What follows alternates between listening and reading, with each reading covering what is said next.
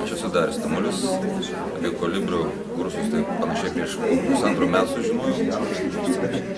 Nebuvo kada pasiruošti, kad dabar esu berniukas metus, tai arba dabar, arba niekada.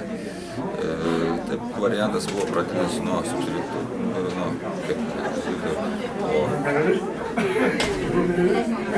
Kur sužinojote apie šios kursus?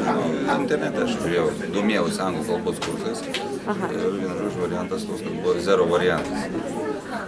Taip, ir dabar, kaip iš pradžių buvo šoko terapija, daug naujos medžiagos, biškai kaip ir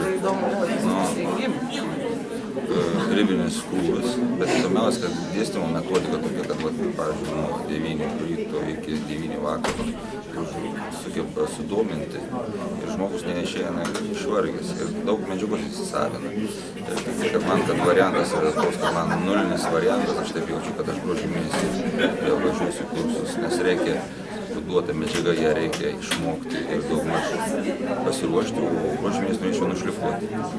Ar rekomenduotumėt šios mokymus? Taip, aš rekomenduočiau, kurie nusiteikia rimtai išmokti anglų kalbą.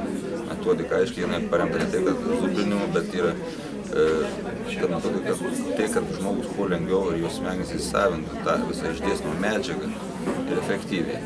Bet čia toks yra mokslinis požiūris, netradicinis. Rekomenduotumėt? Ačiū.